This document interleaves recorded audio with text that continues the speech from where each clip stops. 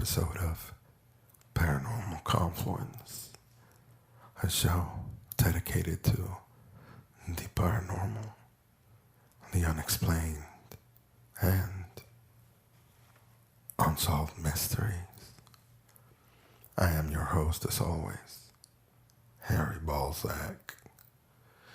Here at Paranormal Confluence, we are pretty accustomed to hearing a plethora of things from very bizarre people.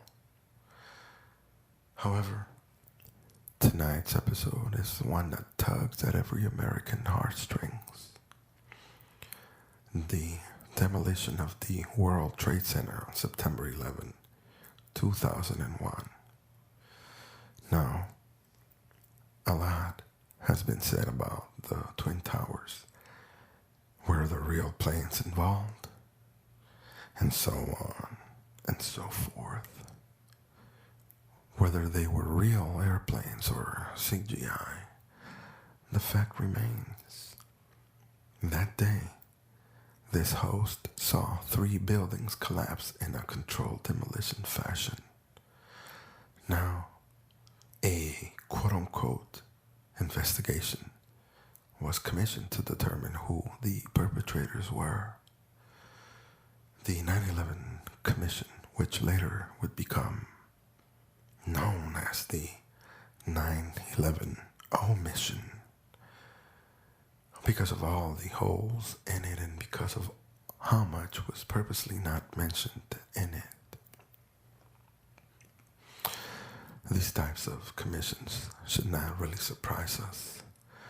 Let us not forget the Warren Commission, the commission that gave us the famous single bullet or magic bullet in the Kennedy assassination, or should I say, the execution at the hands of our own government.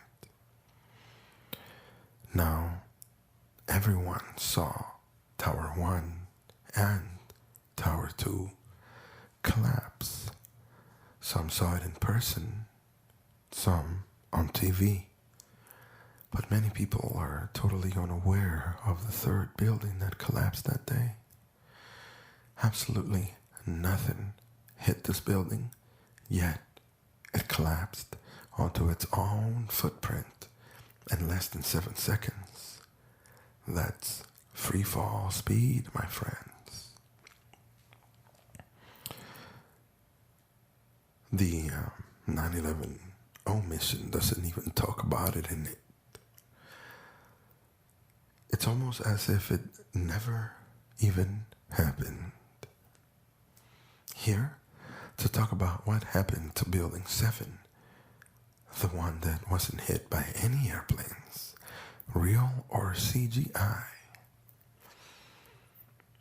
Please give a warm welcome to our guest for the evening, the one, the only, George W. Bush.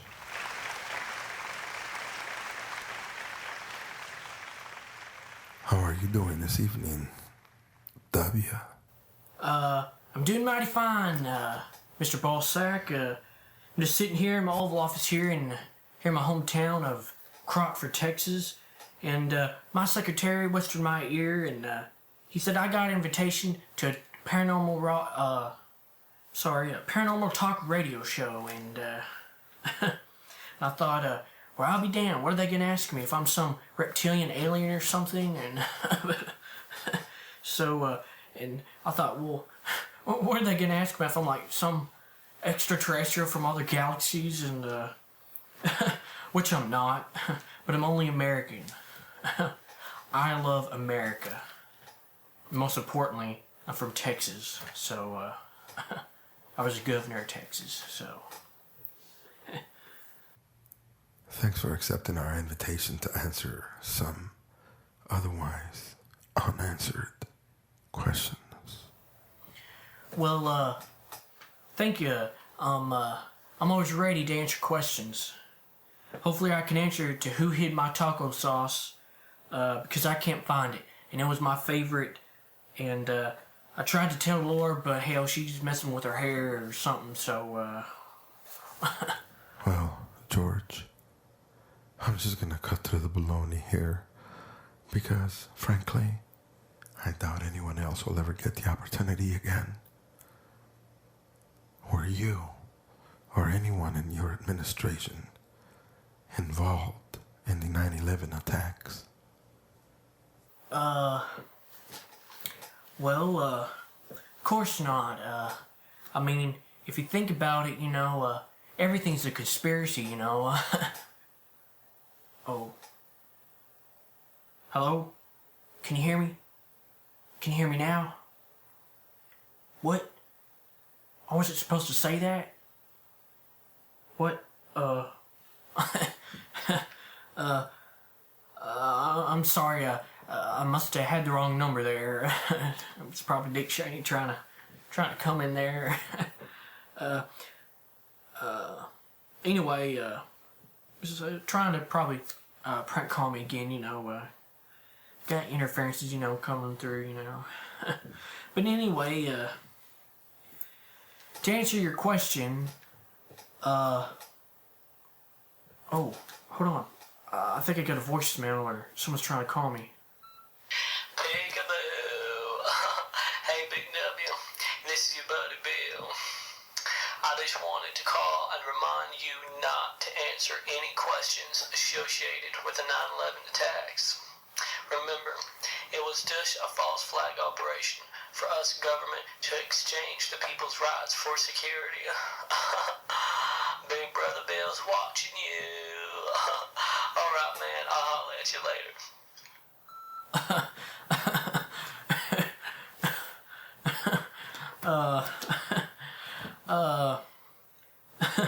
I have no idea who the hell who that was. It must be wrong number again. But whoever it was, it doesn't matter who it was. I can assure you that the 9/11 attacks was a planned terrorist attack. Excuse me, must be that damn taco sauce I've been trying to eat. Still can't find it. But it was a planned terrorist attack, and they just hate us Americans because we love our freedom and we love our democracy. But they're just evildoers. Oh, yes. I love the freedoms we used to have.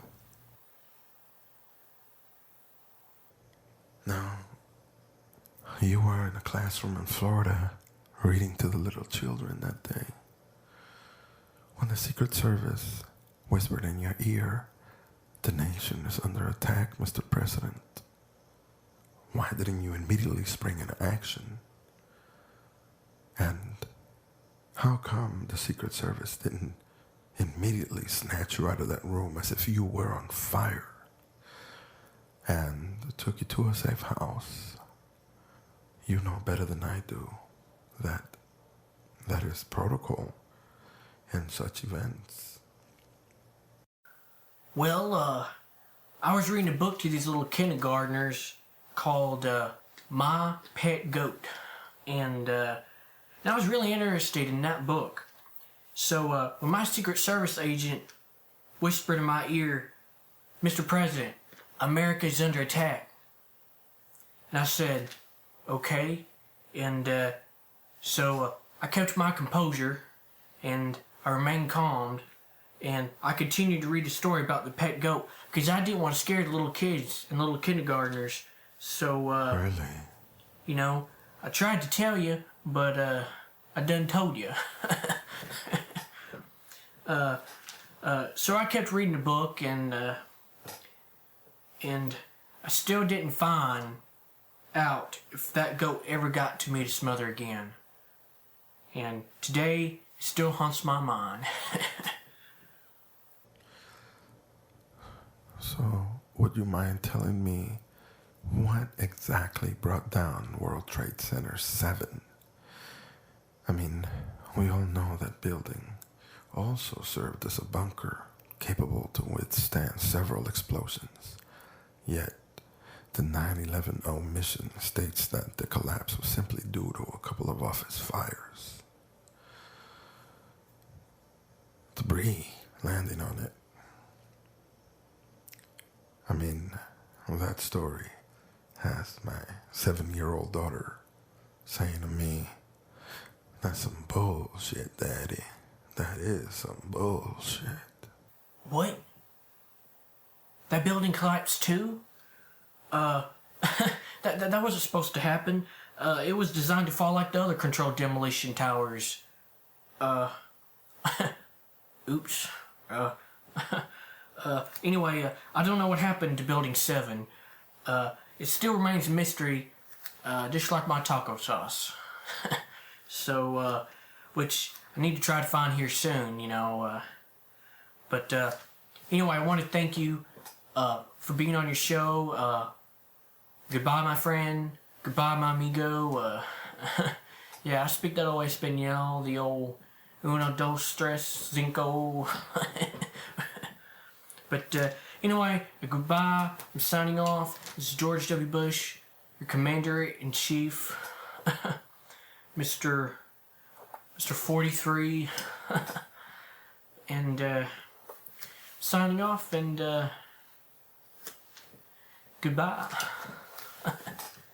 Oh, and I forgot, for my seal of approval, and I approve this message. Goodbye, my friend. Well, I want to take this opportunity, Mr. President, and thank you so much for stopping by and shedding even more obscurity to the matter. I guess this is yet another mystery that shall have to remain unsolved. Well, folks, that's all the time we have. Tune in next time. You have been wonderful, and I have been Harry Balzac. Until we meet again, good night.